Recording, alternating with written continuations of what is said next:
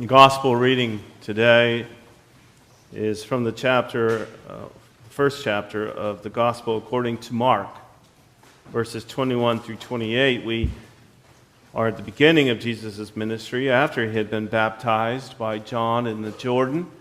In the beginning of his ministry, he sets out to the towns, not to the cities, not to the center, but to the towns. And often in each town was a synagogue where it would not be uncommon for people to come and teach.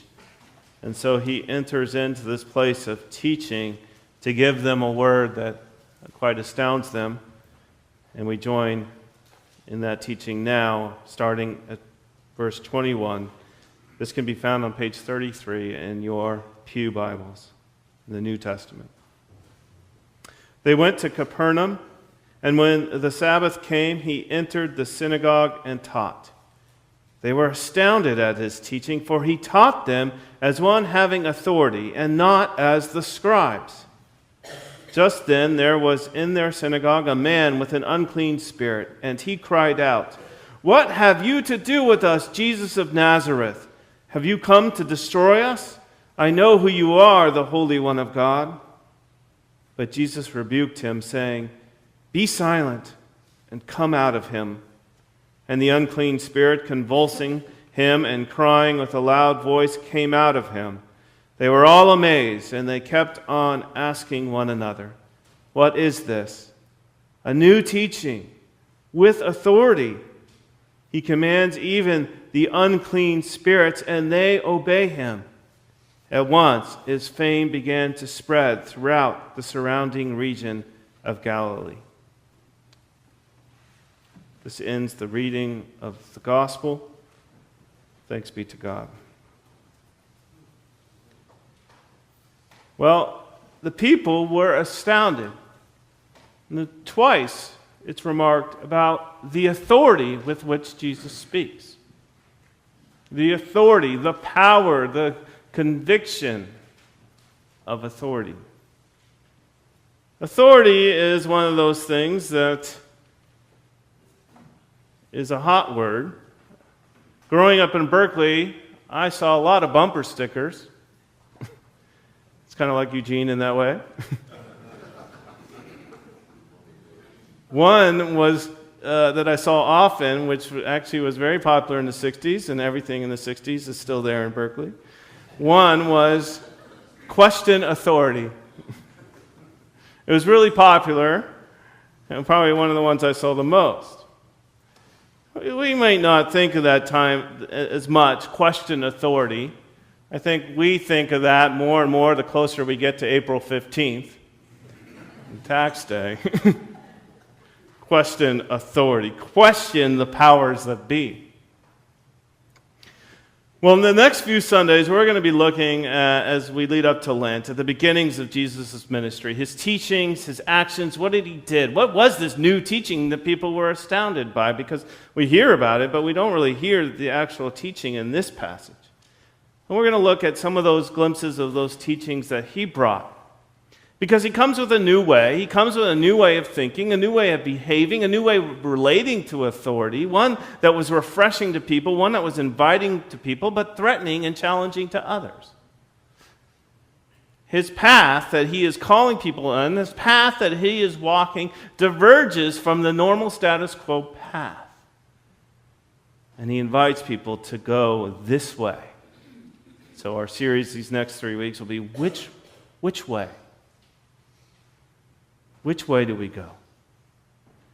As we enter in Lent, we're going to be inviting you to consider your own pilgrimage, your own journey of faith, the one that you walk daily. And to spend time in Lent considering how you can grow, how you can be more intentional in your path to make room to grow your awareness of the presence of God in every step.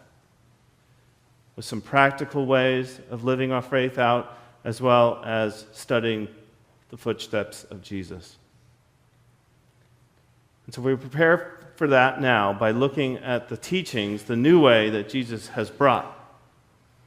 We're told here in this passage that he didn't teach the same way as the scribes with authority he taught. So I'm thinking that the scribes are a bit wishy-washy. It's like, you could believe this, or you could. And that was kind of what the midrash was, of looking at all the laws and saying, well, this could mean this. And so they got quite involved in all the implications of laws and the Torah. And often it wasn't taught with a lot of authority, but with a lot of a legal mindset.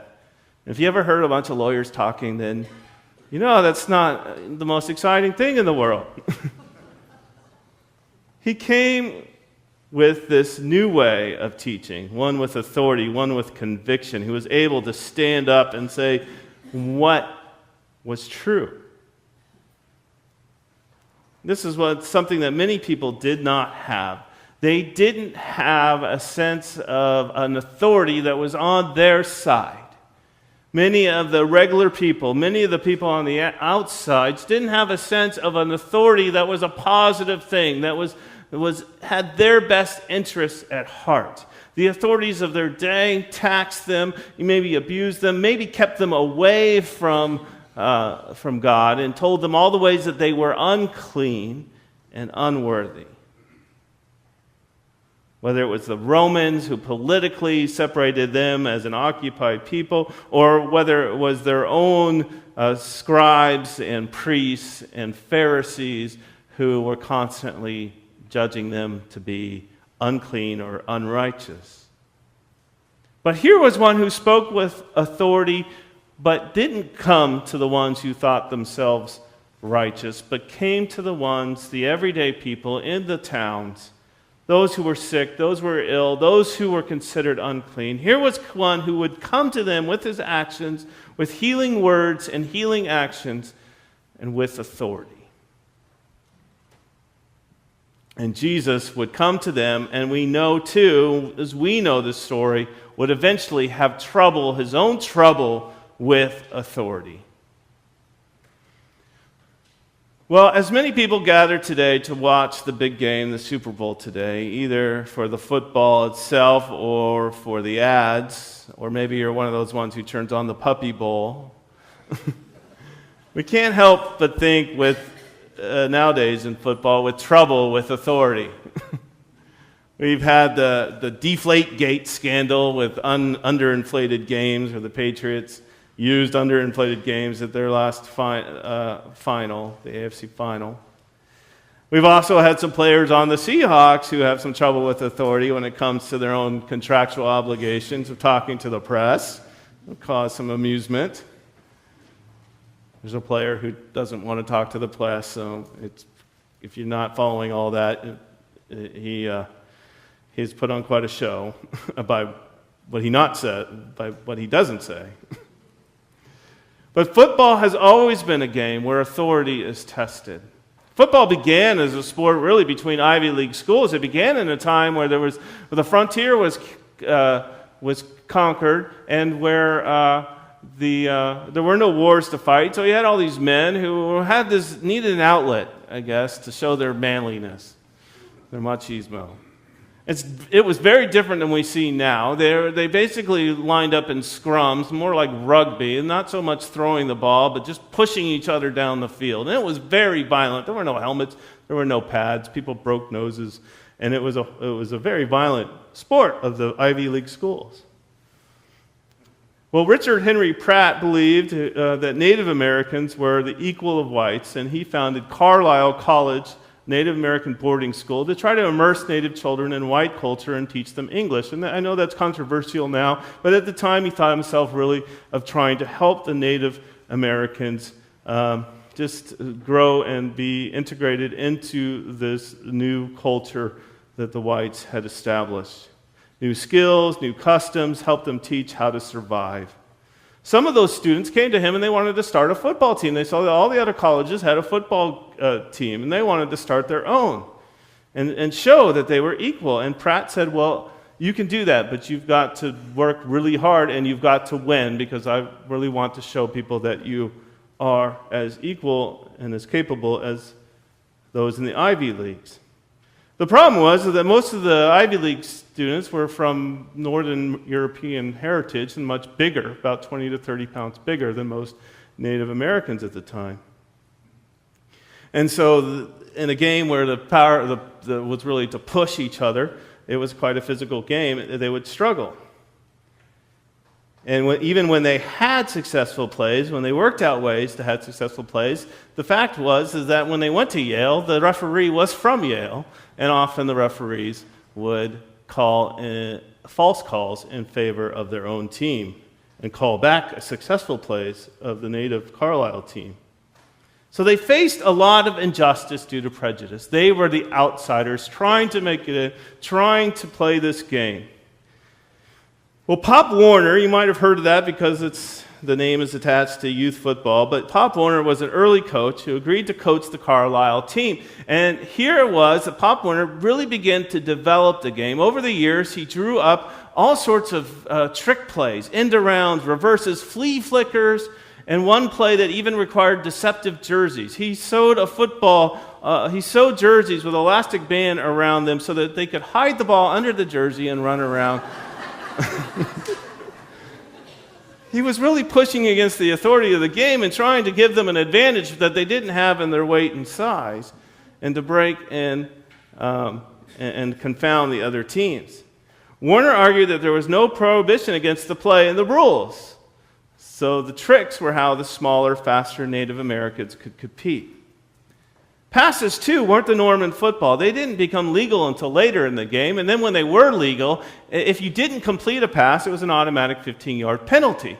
And so nobody wanted to do it because these balls were bigger and harder to catch.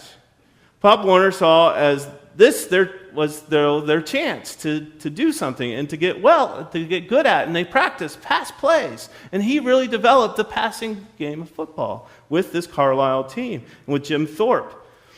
So much of the other teams they became really good at it, and they started winning games by passing the ball. And the other teams would then start to target the receivers and would push them off the field before the play.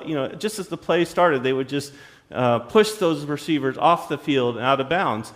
Well, then the players started running around the opposing team, around the band, and back onto the field where they would catch the ball and get a touchdown. And that really is how the rule came about that you couldn't leave the field and come back into play.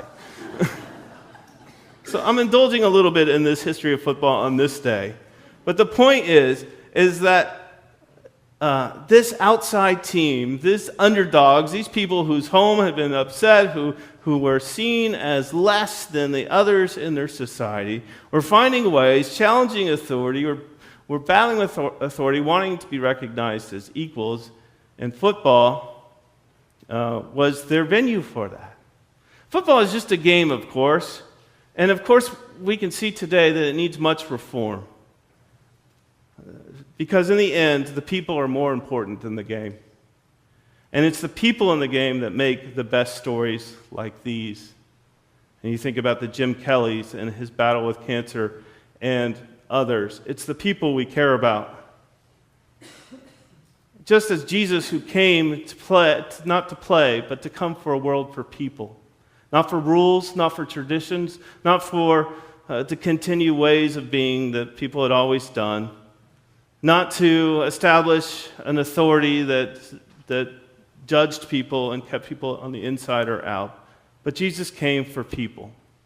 Just as this man with an unclean spirit began to shout at Jesus. And I'm not going to get into the nature of what this unclean spirit was. As Presbyterians don't like to talk about things like that. But the reality is that this man had something in him that was claiming his power and taking his power from him. He was powerless and under control of this unclean spirit. And Jesus commands him, and he cleanses this man of this spirit and shows that he has a greater power than these things that take power in our lives. Jesus uses his authority in new ways, in ways that free us from the things that take power in our lives. Frees us from the things that we even sometimes give authority to in our lives. He uses his authority to radically include rather than to exclude people. To say to the outcasts, to the underdogs, that yes, you matter and you are loved and you belong. Jesus' authority also values people over authority of our rules or traditions. He's not calling people down the same old regular path. He speaks of a new way of teaching, of calling people to be creative and innovative in how we love God and how we love our neighbor. And Jesus has constantly challenges us with his authority. Our authority of our motivations, challenges our ways of holding too tight to our ways, to what's comfortable, to our rules, or to our fears. Jesus calls us to grow, to be able to be flexible, to change, and not to stay where we're comfortable. This new teaching, this new way has been opened up to us, and it opens up to us every day, with every decision and every step. It is our choice of who we give our power to, of who we allow to be the authority in our life. Is it rules? Is it tradition? Is it just the way that we're familiar with that we get our power to? Well, Jesus calls you to find and listen to the Spirit who is the root of all those traditions and rules. It is the unhealthy spirit. Is it bitterness? Is it resentment? Is it greed? Is it self-loathing? Is it self-deprecation that has power over you? Jesus calls you to step towards healing and wholeness and to seek help through others. Is it fear of a changing world, of what you would lose, or the difficulty of change?